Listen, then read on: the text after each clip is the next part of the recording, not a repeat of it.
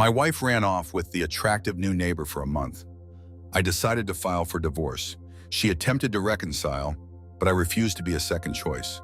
I'm just putting this down to clear my head.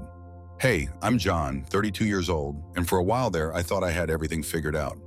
I've always been pretty laid back, just living life without any grand aspirations or wild stories. I was just your average software developer, living in a nice house in a peaceful area, and I thought I had a solid marriage with a woman I genuinely cared for. Until recently, that is.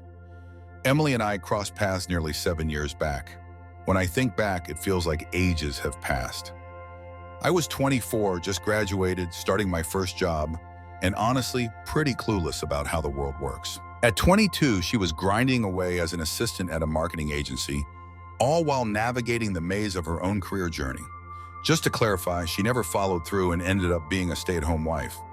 We crossed paths at a friend's barbecue, one of those laid-back backyard get-togethers where cheap paper plates are the norm, and there's always that one person who manages to char the burgers. She came up to me and threw out a sarcastic comment about how I looked like I was plotting my getaway. I don't remember what I said, but she laughed, and we ended up chatting for the whole night. After that, things moved fast. We began our relationship, and it was like she injected some thrill into my otherwise boring and predictable existence. Emily was the kind of person who thrived on adventure and spontaneity, always ready to hit the road on a whim or introduce me to some trendy new eatery she had discovered. In the midst of it all, I stayed the one with my feet on the ground. I'd take charge of figuring out the budget, checking the weather, and making sure the gas tank is full before we set off on our trip. Looks like it's doing the job. We complement one another perfectly. She added a spark to my life, and I provided the stability she said was missing in her past relationships. So after 3 years of being together, we finally made the decision to tie the knot.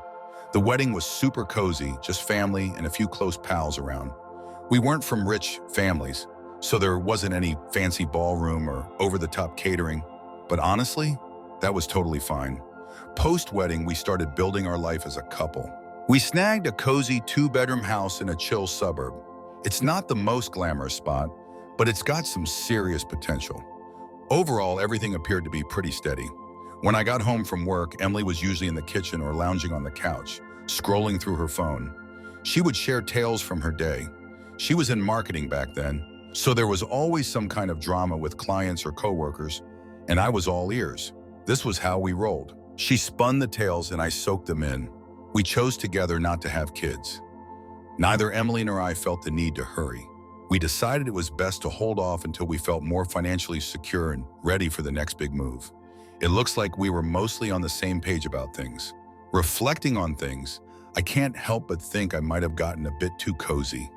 It's super common to fall into a routine, particularly when everything seems to be going smoothly. I'd wake up, head to work, come back home, and do it all over again. For sure, we had our date nights, which typically involved grabbing dinner at one of our go-to spots or catching a flick. But I think I stopped paying attention to the little things, like how Emily really seemed to soak up the spotlight. It wasn't the worst thing ever, at least not in the beginning. She's the kind of person who lights up a space, and others are naturally attracted to her energy. I suppose I started to overlook her energy and warmth, thinking they would always be a constant in our lives together. I wasn't worried at that time. I thought we were on the same page. Of course, we had our fair share of disagreements. What couple doesn't, right? Often it was over trivial things, like me neglecting to take out the trash or her shoes being all over the place in the house. Nothing of note. But here's the thing about relationships. They might look perfectly fine on the surface, yet there can be subtle cracks forming beneath it all.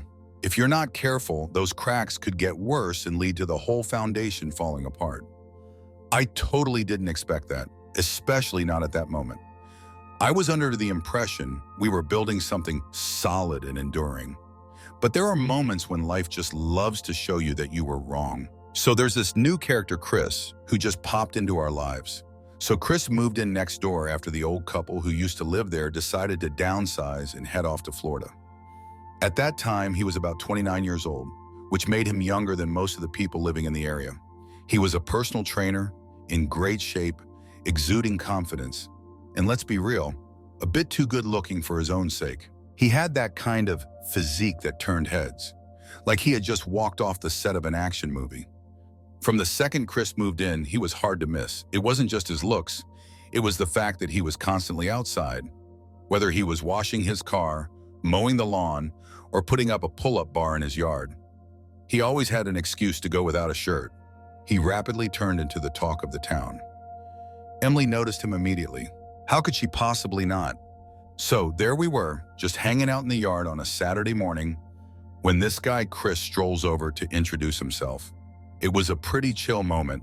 He was really likable, the kind of person who could win over just about anyone. Emily jumped right into a conversation with him, inquiring about his hometown, his job, and his thoughts on the neighborhood. I remember just standing there, grinning and nodding along, hardly able to get a word in while they conversed like they were lifelong buddies. I honestly didn't give it much thought back then. Emily was super social. She chatted with just about everyone. She'd totally be just as talkative with the mailman or the dude at the hardware store. Honestly, I never thought there was anything off about her fascination with Chris. However, reflecting on it now, I can notice the slight changes that took place afterward. It all began with some laid-back conversations. Emily was always on the lookout for a reason to hang out with Chris outside.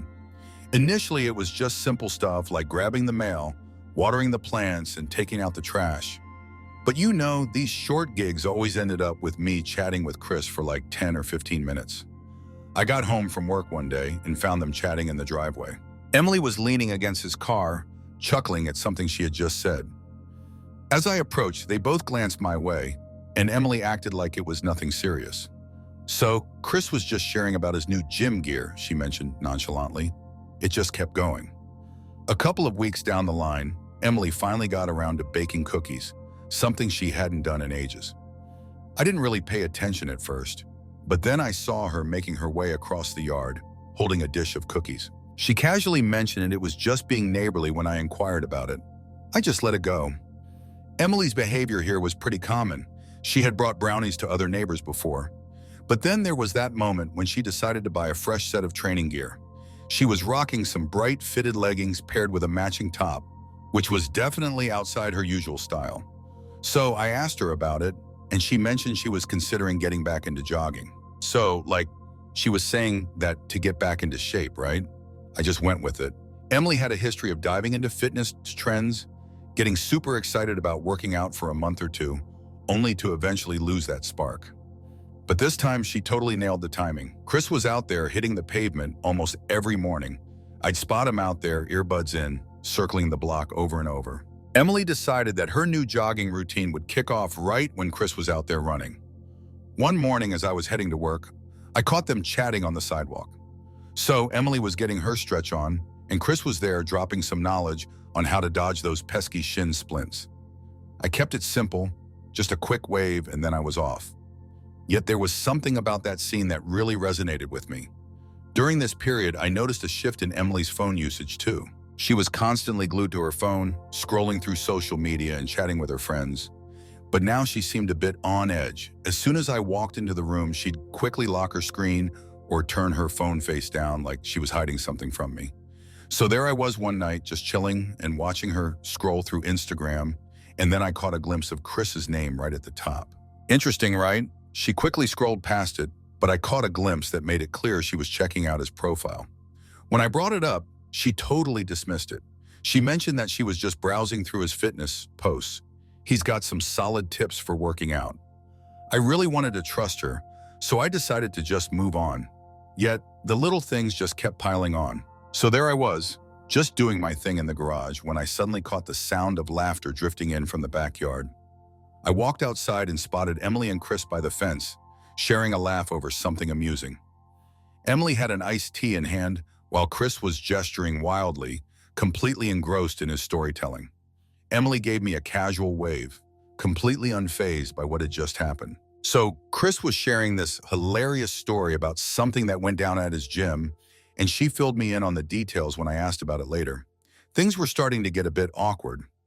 I don't want to come off as overly suspicious, but you can definitely sense when something feels off. Emily's chat about Chris had a fresh vibe to it. She'd drop little hints about things he'd said or done, like how Chris was considering getting a diet or how he suggested this awesome protein shake. It wasn't about the words she used, but the way she delivered them. Then there were those looks. You get what I'm saying? As we stepped outside, I caught sight of Emily sneaking little looks over at Chris, who was just a short distance away. It was there, just under the surface, and once you catch a glimpse, it becomes impossible to overlook. I hadn't said a word yet. I couldn't shake the feeling that there was nothing to be concerned about. Emily was a person I had faith in. We were together for years, and I really believed we had something solid. Yet there was this other side of me, the one that noticed the recurring theme, starting to doubt. I decided to hold my tongue for the moment, but I started to observe more intently. If anything was going down, I needed to see it with my own eyes. It was a Saturday morning, and I can still picture it clearly because it started off so ordinary. I woke up early, like I usually do, brewed a cup of coffee, and settled at the kitchen table, scrolling through the news on my phone. Emily was still in bed, which honestly isn't shocking at all. She loved taking her time in the mornings, especially when the weekend rolled around. The house was quiet, just the soft hum of the coffee machine in the background, and for a moment I felt a sense of calm wash over me. Isn't it hilarious how that goes? You might feel like everything's cool, but trust me, you have no clue what's coming your way. About an hour later, Emily strolled into the kitchen. She was lounging in her pajamas, hair a chaotic mess from sleep, clutching her phone in one hand while rubbing her eyes with the other. She was sitting across from me at the table, and I immediately sensed that something was off. She radiated a vibe of anxiousness, tapping her fingers on the table and staring at her phone like it was a shield against making eye contact. "Hey, you good?" I asked, putting my phone down. She quickly nodded, then shook her head in disbelief. Well, she just let out a huge sigh in response. "We really need to have a conversation." Anyone who's been in a relationship knows that those 4 words usually signal trouble ahead. I felt a twist in my stomach, but I played it off like it was no big deal. "Okay," I said quietly, leaning back in my chair. "What's happening?" Emily hesitated, her eyes darting around the room as if searching for the right words to say. At long last, she turned to me and said, "I'm not really sure how to put this, so I'm just going to come out and say it. I might be developing some feelings for Chris." For a second, I thought I must have misunderstood what she said. "Huh?" I leaned in, hoping that being closer would somehow clarify the words. She bit her lip, looking super awkward. "I didn't mean for it to happen," she said quickly, almost as if she was trying to dodge the reply. "It just went down. So I've been hanging out with Chris, and there's definitely a vibe happening, but now I'm totally mixed up about it. Feeling a bit lost." That term hit me harder than anything else. She didn't just own up to her guilt or acknowledge that she messed up. She voiced her bewilderment, like she was piecing together a complex riddle. I just sat there, completely lost, trying to wrap my head around what she was talking about. My mind was a whirlwind. So did she say anything about wanting to leave? Is she looking to end the marriage? Was she attempting to spill her feelings and then just let it go? I was totally lost, and it just made everything more complicated. "So what's the deal with this?" I finally asked. "So you're really saying you're finished with us?" Emily quickly shook her head back and forth. "Nah, not really," she said. "Honestly, I'm just feeling a bit lost about what I want at the moment. I really appreciate you, John. I totally get that. It's hard to shake off thoughts about him, and I really need to understand what these feelings are all about." I felt like the ground just vanished under my feet. We had built a life together over the years, and now she drops the bomb that she's not sure about us anymore. It felt like a dream. I took a deep breath and focused on keeping my voice steady. "So, what exactly are you trying to say? Thinking about taking a breather?" After a moment of uncertainty, she finally gave a nod. "Sort of," she replied. "I just need some time to sort everything out. I was considering taking a month to hang out with Chris and figure out if there's something genuine between us. If things don't pan out, we can just shift our attention back to ourselves." I was taken aback, completely blown away by her boldness. "Are you for real?" I just put it out there, not even bothering to phrase it as a question. Emily nodded, her eyes pleading. "I get that it might seem wild, but I really don't want to just toss aside what we've built without being absolutely certain. I really don't want to look back and feel like I've missed out on anything. You know? So many regrets." The phrase stuck in my mind like an annoying splinter. She was going on about regrets like she was the one risking it all, as if my feelings were just an afterthought to her big life choices. I just sat there looking at her, feeling this mix of anger and disbelief bubbling up inside me. I kind of felt like shouting at her for being so self-centered. Yet there was this other side of me, the more composed and strategic one, that decided to stay quiet and watch her bury herself deeper. "Okay," I said quietly, leaning back in my chair. Emily blinked, clearly caught by surprise. "Seriously? Of course," I said, casually shrugging like it was no big deal. "If that's what you believe you need, then by all means go for it." Her expression shifted, as if she couldn't tell if I was genuine or just teasing her. She admitted cautiously that she believes it's the best way to understand where her heart truly lies. "Absolutely," I responded. "Just go ahead and take care of what you have to do." Deep down, I was already done. When she brought up the idea of spending a month with another guy, it was like a light bulb went off in my head, but I wasn't ready to reveal my hand just yet. If she could throw away our marriage for some fantasy with a neighbor, I couldn't help but wonder just how far she'd take it. Emily exhaled deeply, feeling as though she had just received the green light to undertake a grand adventure. "Thanks," she said, leaning over the table to give my hand a light touch. "I get that this might seem like a big ask, but I genuinely think it's the best move for us." I got up and picked up my coffee mug, then pulled my hand back. "Yeah," I said it again, my tone totally unenthused. "If that's what you require." She just sat there in silence, probably thinking about how I wasn't putting up a fight or arguing back. But deep down, I was already scheming. Emily took the next few days to pack a simple bag. She told me she'd be crashing with Chris, and it felt super chill, like it was just a short-term thing. It seemed like she didn't get that I wasn't throwing out questions or pushing back at all. After Emily left, the vibe in the house totally shifted. Not empty, but definitely more subdued, like someone decided to lower the volume on everything around me. I was just standing there in the living room, her duffel bag hanging off her shoulder, staring blankly at the door after she walked out. I thought I'd be filled with rage or sadness, but instead, I experienced this strange sense of calm, like the burden of faking it had finally been removed. I walked into the kitchen, grabbed a glass of water, and paused, attempting to process what had just gone down. My wife, who I thought I would be with forever, decided to leave and sort things out with the guy next door. If it weren't my life, I think it was just a wild episode of some crazy show. The initial days were definitely strange. I began to pick up on the small details she had left in her wake. Her beloved cup sitting on the kitchen counter, a pair of shoes casually left by the entrance, and a cozy blanket draped over the back of the couch. I thought about moving them, but in the end, I decided to keep them where they were.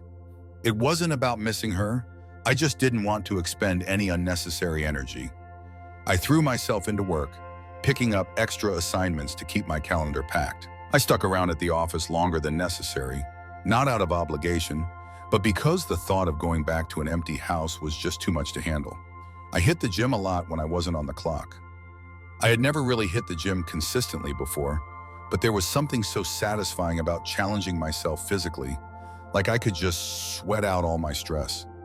Friends started to notice that something was off. Some of them asked why Emily wasn't around, and I gave a pretty unclear answer. "She's crashing at a friend's place for a bit," I said, trying to keep it chill. I wasn't quite prepared to jump into the actual story just yet. I only ever told the truth to my dad. I reached out to him a couple of days after Emily left, and the first thing he said was, "What's up?" He's always had this knack for understanding me, even through a call. After I shared what went down, there was a long pause on the line. He then said, "Look, kid, I don't want to be the bearer of bad news, but honestly, it seems like you're better off without her." Initially, I was a bit uncertain about how to respond. I expected him to be way angrier or to have a ton of questions, but then he dropped a line that stuck with me. "If she can't see your value, why waste your time hoping she'll come to her senses?" He was right. I had been so focused on figuring out Emily's choice and pinpointing my mistakes that I completely overlooked what I actually deserved. I wasn't merely a fallback option if her fling with Chris fell through.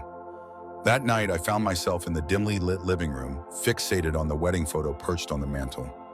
We looked so happy in that picture, so confident about what was ahead. But now it just seemed like a constant reminder of everything that had fallen apart. So by the end of the week, I finally came to a conclusion. I wasn't about to just sit back and wait for Emily to figure things out. I had my own plans in mind. The following day, I reached out to a divorce lawyer. Being in that lawyer's office was a strange experience. I laid out the situation, trying to keep my tone even though a part of me was still in disbelief that it was actually happening. The lawyer was all ears, nodding along as I shared my thoughts, and once I wrapped up, he said, "You have every right to go ahead and file for divorce." This kind of scenario definitely points to some serious incompatibilities. When I heard those words, everything just fell into place for me. Fundamental disagreements. This is what we would turn into. Emily and I just seemed to be drifting apart, and maybe we never really clicked in the first place. The lawyer walked me through everything, laying out what I had to do and what I should anticipate. When I walked out of his office, I felt this odd sense of satisfaction, like I had finally grabbed the reins of my life. Once I got back, I started making small moves to get ready for what was coming. I moved some cash to another account just in case things get messy down the line. I strolled through the house, sorting in my mind what belonged to me and what was hers. I haven't gone near her stuff yet.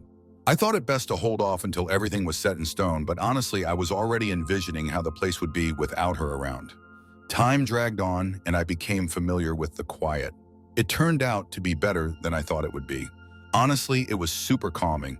It was nice not having to listen to Emily's endless talking or getting caught up in petty arguments about little things, like whose turn it was to wash the dishes. So I've been picking up some rumors floating around.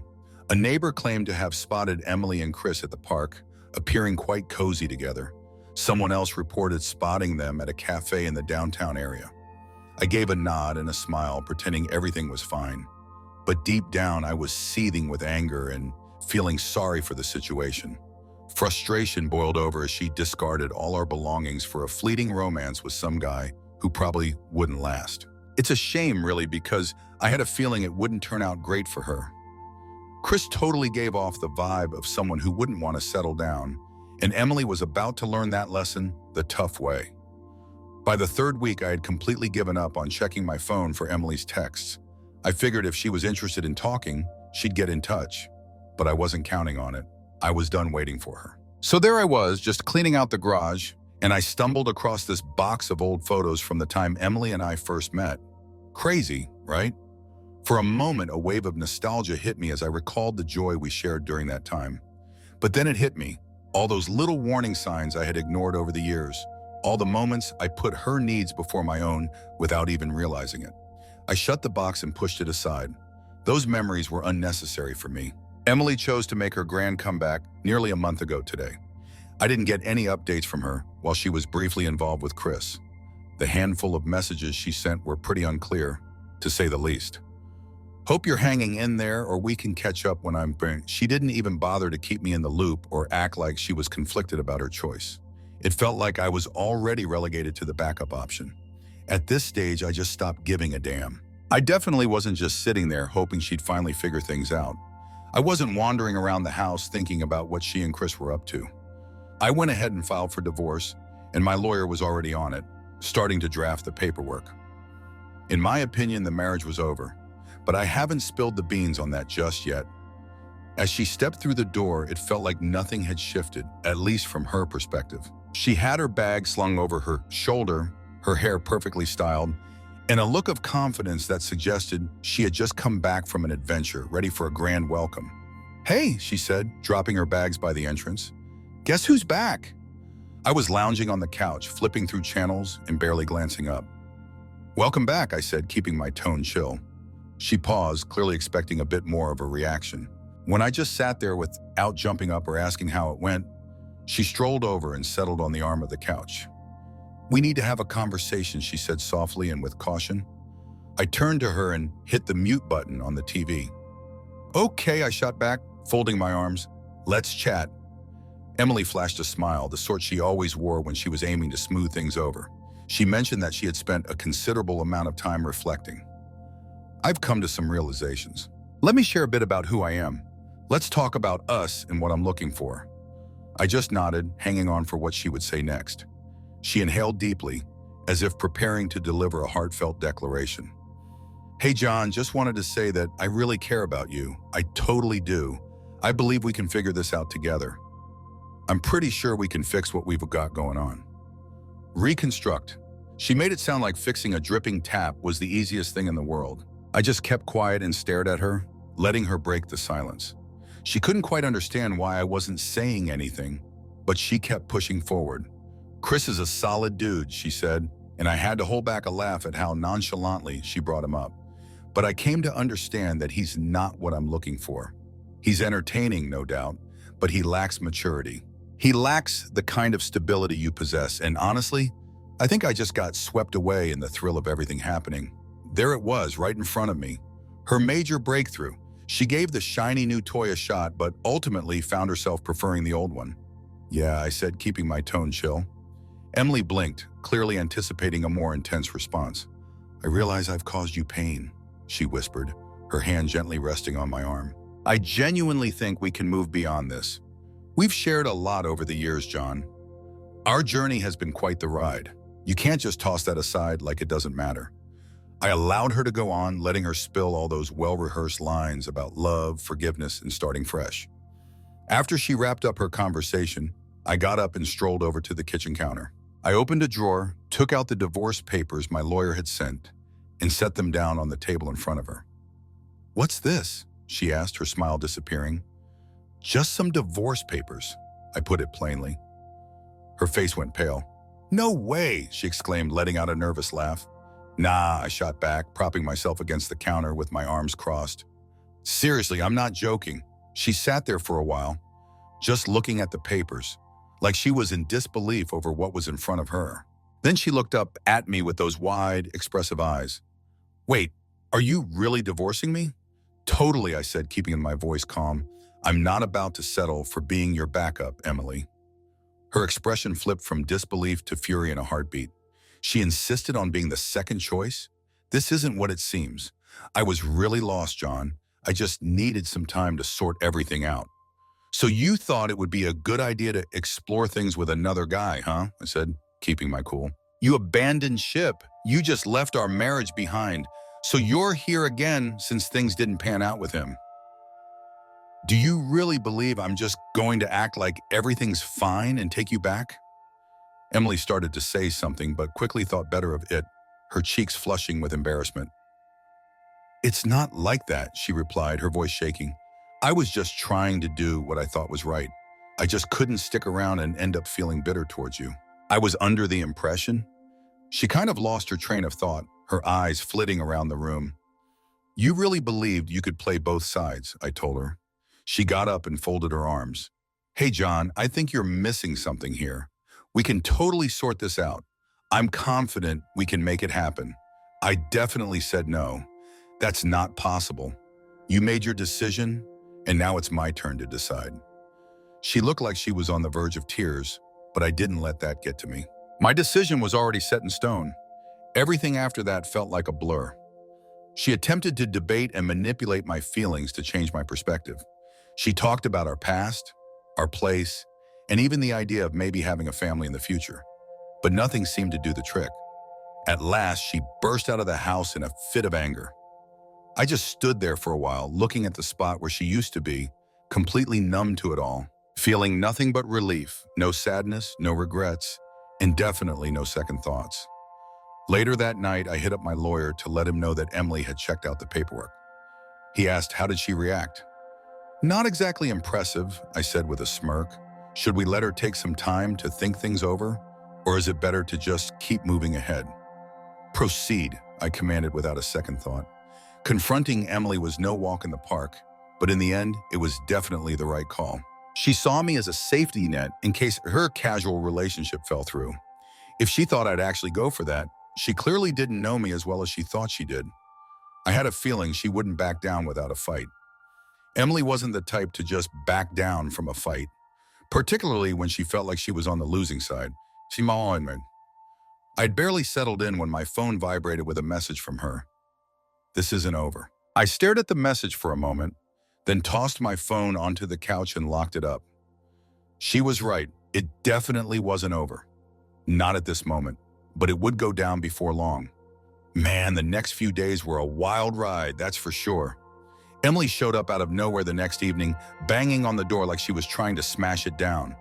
"John, open the door," she shouted. I opened it, maintaining a neutral expression. "What's up, Emily? What do you need?" She zipped past me and barged into the living room like she never left. "We need to talk," she said, pacing back and forth. "You can't just go ahead and file for divorce without even letting me try to make things right." I stood there, arms crossed, leaning against the doorframe, taking it all in. "You had your shot," I said softly. "Your choice was clear the moment you walked away." "That's totally unfair," she shot back, her voice getting louder. "I didn't walk away to end our marriage. I stepped back to sort things out and ensure I wasn't making a mistake by staying put." I couldn't help but chuckle in a rather dry manner. "By doing that, you showed that you didn't appreciate what we shared. Running off to someone else isn't how you test a marriage, Emily. That's not how it goes down." She stopped pacing and faced me, her eyes filled with intense frustration.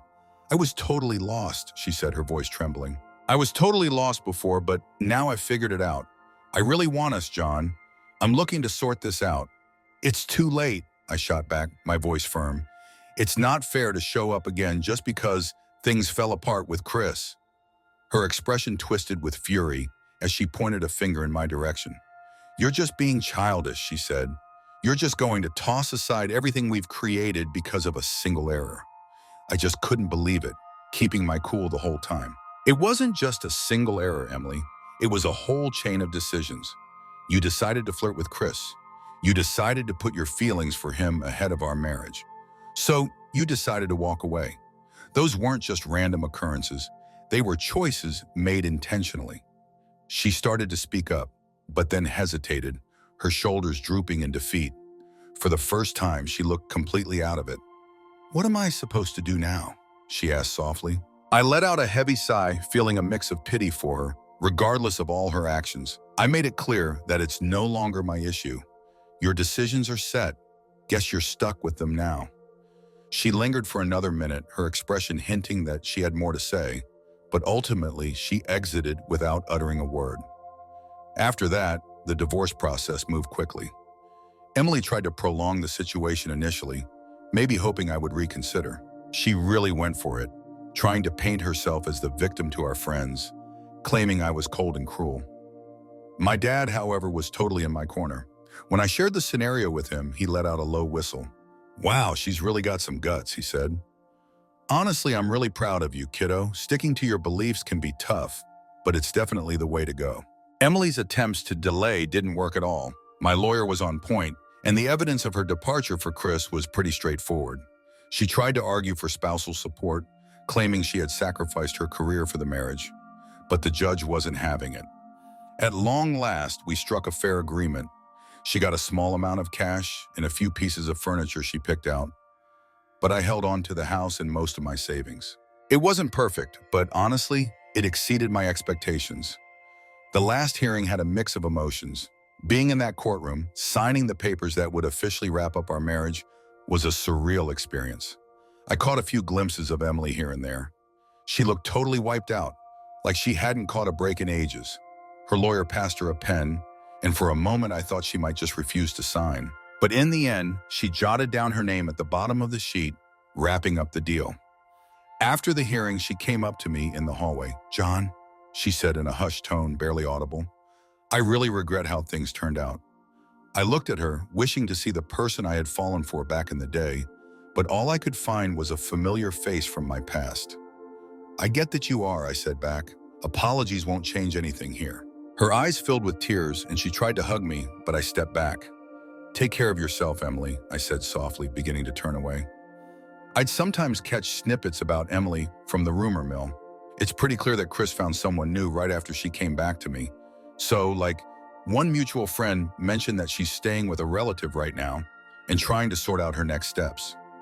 I wasn't really moved by her issues, but I also didn't have any sympathy for her situation. She had made her choices, and now she was facing the fallout.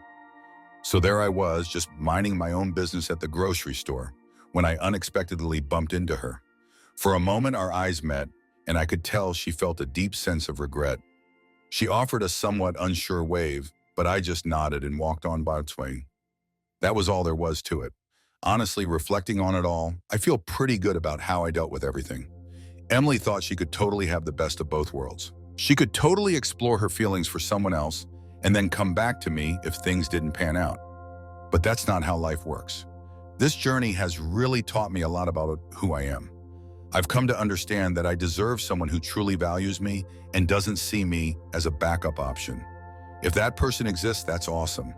No worries if that's not the case. Right now, I'm all about rebuilding my life exactly how I want it. Emily's trial run with Chris might have been her attempt to find some clarity, but honestly, it was a wake-up call I didn't know I was missing. Thanks for tuning in. If you haven't hit that subscribe button yet, now's the time. Don't forget to ring the notification bell so you can keep up with more unbelievable, real-life stories unfolding around you.